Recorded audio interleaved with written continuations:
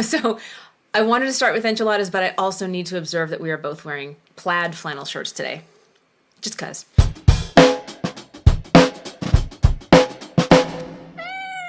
But anyway, enchiladas for dinner tonight. Oh my gosh. So good. I think we figured out the secret, which is lots of garnish, specifically jalapenos and green onions. By the time I finished my enchiladas, I was putting as much garnish as like actual enchilada on the fork. It's the fresh, crunchy vegetable. It Yeah. just makes it such a fun... And now we have like 3 or 4 more nights of enchiladas left over, which is going to be great for when you're super busy a couple weeks from now. Yeah. So into the freezer they go.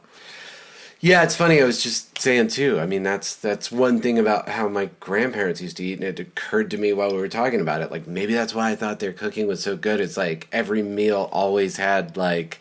They didn't, like, chop it up and sprinkle it on there, but you had either banana peppers or green onions And you or were saying there'd be fresh just, tomato. like, whole green onions in the middle of, like, on a plate, and you would just grab one, have a green onion in one hand, and then, like, use your other hand. Yeah, you take a bite of just, like, take a bite of onion. Now I understand why. Yeah. So we're going to my grow gosh. a lot of those this summer. We're going to grow a lot of green onions. And a lot of tomatoes, I hope. Yes, lots of tomatoes, lots of herbs. What else? We listed it all. Spinach, all the lettuces. All Yeah. sorts. Yeah, we've been on a kick, though, food-wise. I think it's... Yeah. Because we had good food in New Zealand. Oh, my gosh. And now we want to keep eating really well. Yeah, they just have so much fresh stuff. Yeah. Anyway, it has been a wonderful musical week and weekend especially. Yeah, it really for me. has. Yeah. I don't even know where to start. But I will start with feeling like I leveled up on bass while I didn't practice for a month. So we had Cody Qualls and the Brand New Ancients gig at the Buffalo Rose on Saturday. And I had a rehearsal with Pamela Makala on Sunday. And I felt great at the gig last night. I felt very comfortable, even though, you know, I just had time to kind of just review most of the stuff once. And then today at Pamela's rehearsal, we were kind of laughing. She's like, "Oh, I like all those fills you're adding." I was like, "I don't know where those are coming from. Those are just coming from my hand."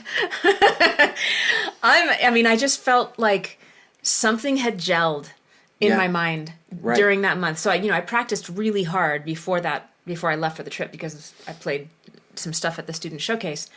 And then went away and didn't think about bass for a month. Came back, had just enough time to kind of just like quickly review most, but not all, of the songs for both bands. And then everything went even better than ever. Like, I don't know. It's kind of amazing. And so you were saying... Well, it's something I've observed with just learning musical instruments, and I bet it's the same with learning anything. There are things that you develop over months and years, not over hours, that like, you know, you can just slave away at something 12 hours a day. But it really is just going to take months for it to, you know, like stuff to really build infrastructure in your brain. Yeah. You know, that's what it is pathways that just connect all the things. So I felt like, you know, those some pathways. We want to give some shout shout outs outs to the Buffalo Rose in general, in my and brain some while I was specific gone, and people I at saw the the Buffalo fruits Rose. of my labors over this weekend.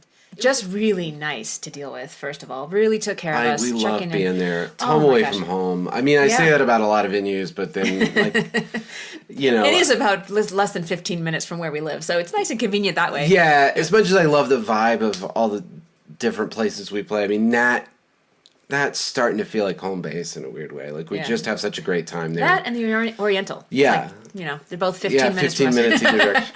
Anyway, gosh, we got to thank David, who is the director of shows. I'm not sure exactly what his title is, but he's kind of the head honcho on the ground. David, thank you. Always treat us amazing.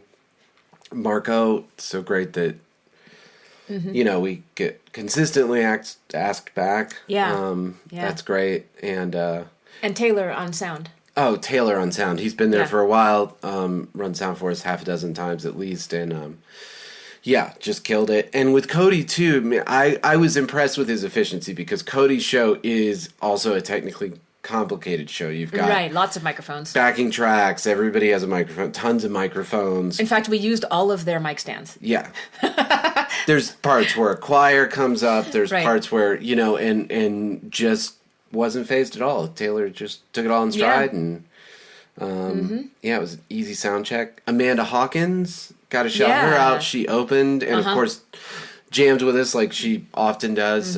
But she did a whole opening set by herself. It was and just amazing. We could leveled hear the it from the back. room. Yeah. Oh my gosh, she would. Solo with guitar, and she would finish a song, and you would just hear this screams come up. I mean, because she is powerful. She gives it all. She's amazing. She was the lead singer of Della back in the day. A rock band called Della in Denver. That was when I was just first getting into the scene. Okay. And I heard about her, and I went to see them, and I was like, "Yep, Stasny's right." Yeah, I think I Della's missed amazing. it by a little bit. Yeah. Amanda, though, is the current national anthem singer for The Avs. the Yeah. Colorado Avalanche. So all the home games, she sings the national anthem. Yeah, so we're always honored to, have her out, and it was great. It was, always great to Yeah. see her. And gosh, who else? We ran into Justin Gomes, which Yeah. you said his name is on Facebook is different now. Jay Sims. Jay Sims. Okay. Jay. Hey, it was. I mean, I knew you as Justin Gomes back when you were in Urban Dance Theory. So shout out. I didn't know he listened to the podcast. It just continues to amaze me. Like That people even listen is so nice. Anyway, it was really great to see him. So Jay, thank you. Yeah, thanks for both listening and for coming to the show and saying hey. Yeah. And he's, another real stalwart of the scene. Plays with Message in a Bottle, which is the police thing, and then not only plays with but books. Led Zeppelin, 10 years gone, 10 years after. 10 years gone, I think. Yeah.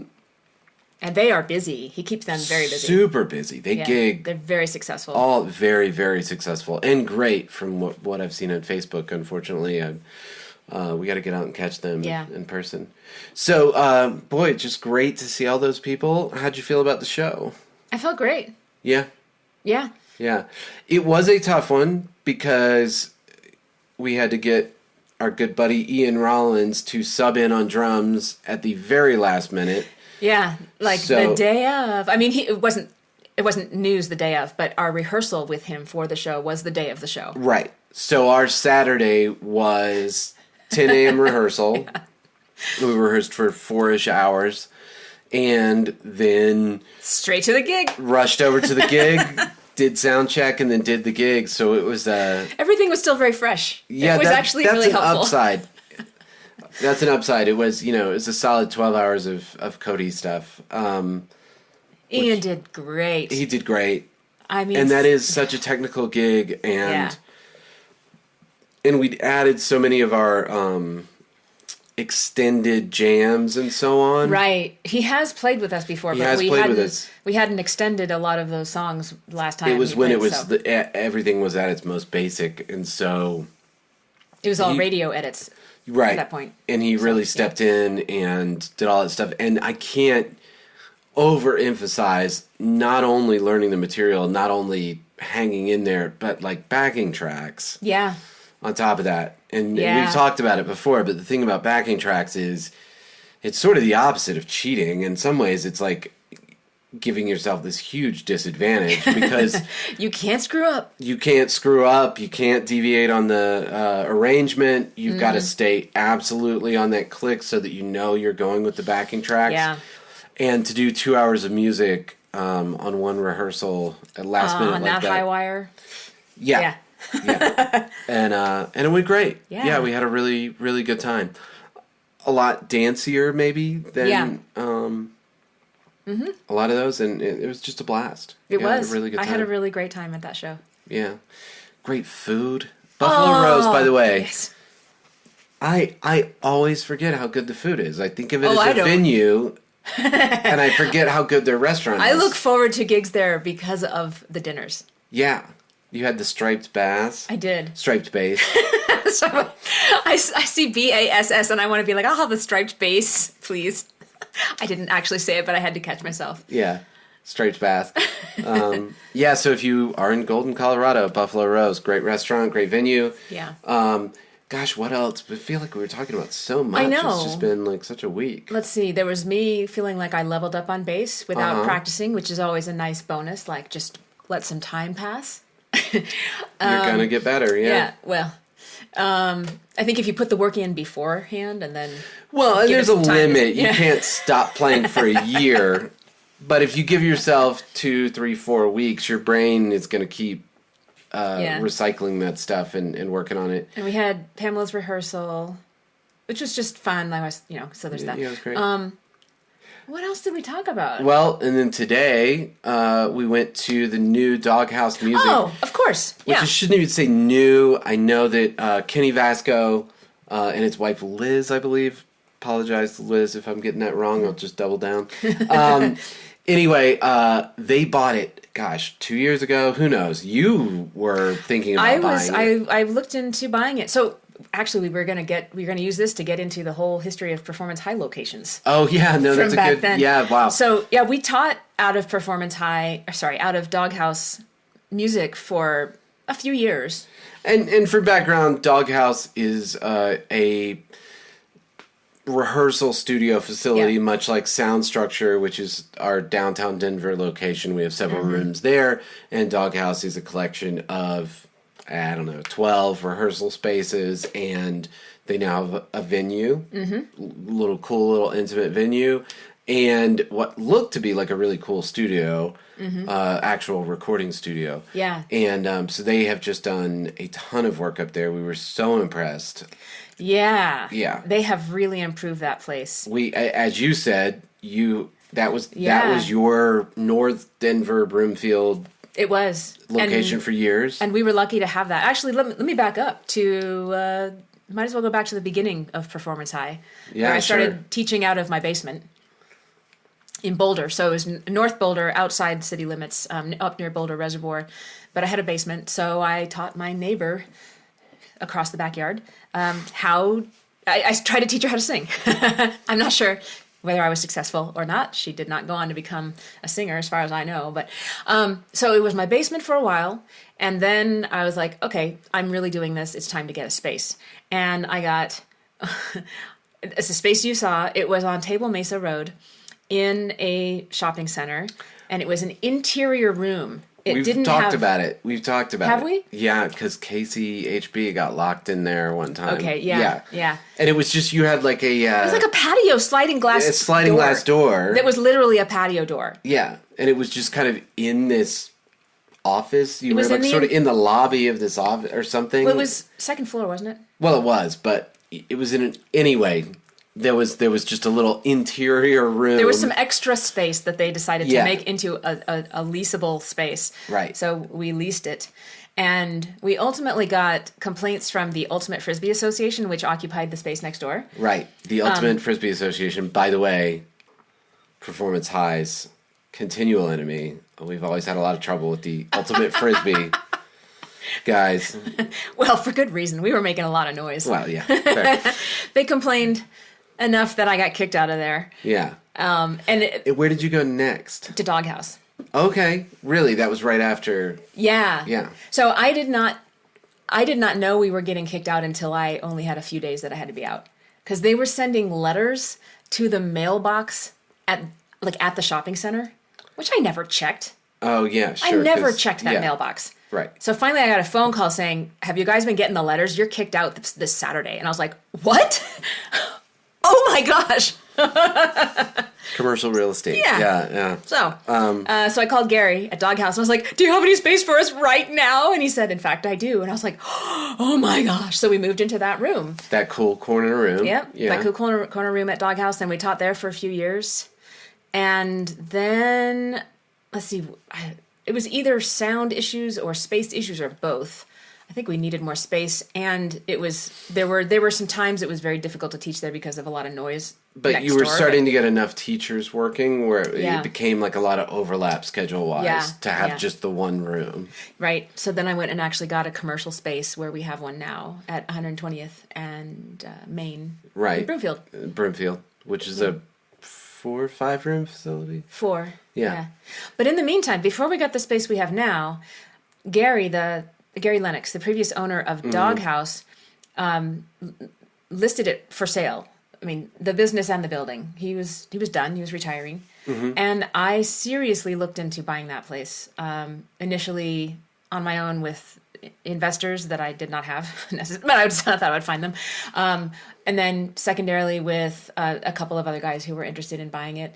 And none of that came through for various reasons. But Kenny did buy it, and thank goodness, because I can see the work that he and his wife have put into that place, and they've done a spectacular job. They've just a little bit I've seen. I would highly recommend. If you're in that area, super cool people, and it was nice to meet him in person. Yeah, he said there were legends about me there. Oh yeah, that was so funny. I think that's probably overestimating my impact there, but still, he knew what he was like. Oh, you're who used to be in this room. Yeah, I was like, I'm famous. Yeah, it happens, man. People. I'm Lafayette famous. Yeah, I know. You and Cody. Yeah. Well, anyway, so we were up there doing Jonathan Greschler's Half Zen, Doghouse Music. If we can get the word out to anybody, they do a cool little open mic type thing. They have that cool little intimate venue called The End in Lafayette. And I saw they have a liquor license. They do. Good bar, good beers. That's great. Yeah, quality stuff. Yeah. It was great. And just a cool little community thing, and they're starting to do shows there. I'm sure they've been doing it, but it's on my radar now. And but we were up there. Half Zen is starting to play live, and we were knocking out 3 songs at the open mic, and you guys went are just fine. And that band needs to start playing some shows. It went well enough that I was like, okay, this is probably ready to. Yeah. And it was interestingly full circle, because that corner room at Doghouse is where I started producing Jonathan's music. It's where Jonathan and I met.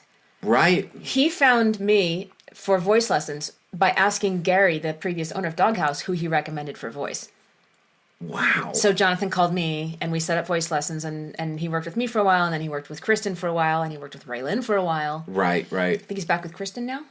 Yeah, for sure. Yeah. And then he started talking about doing an album, and I was like, well, you should talk to Justin. Yeah, and so we've to date done one 16-song album, and we've got another album in the can just waiting to release. So it's kind of like a weird full circle thing to have been back there doing a live show where we started rehearsing and producing music. So, yeah, gosh, it seems like it feels like a lot of full circle things. Like, you remain in a scene long enough and people come back into your life in different ways. Or you see what came of a relationship a decade after. Like, I was thinking about this when I was playing with Cody last night. The first time I saw Cody was when he was performing at the Boulder Bandshell with Face. Has to be 15 years ago. Yeah. I mean, I think it was the first time he was in Face. Like, not even when he left and came back. Oh, it was right.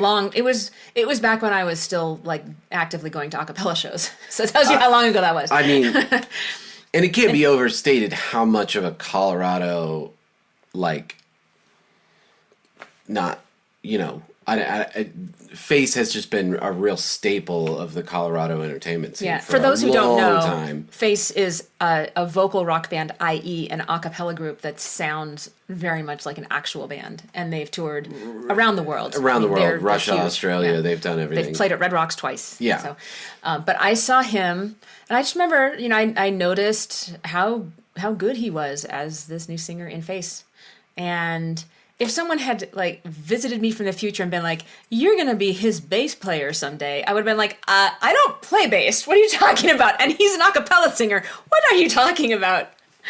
And so it makes me think, like, where are we going to be 10 years from now? Like, what acquaintances in our lives right now are going to become important people? Or what new roles are people going to shift into? It's just... Like, I can't wait to see the drama play out. Yeah, that's such a cool thing to think about. You never really know. You never really know. That's, Interestingly enough, talking about people who listen to the podcast, John, if you're listening, thanks so much for listening. I saw your John Kurzweig has a new ad campaign with IK Multimedia, which if you're a music production nerd, you know who that is. And very cool thing. So John, thanks if you are listening. And that's one thing Kurzweig said to me when I was in high school. He was like, I treat everybody like they're already rock stars because you don't know where you're going to be in 5 or 10 years. Yeah. That person sure. might be low on the totem pole now, and in 5 or 10 years they might be able to give you a job. So treat everybody like they've already arrived, because they might arrive someday. That's great advice. Yeah.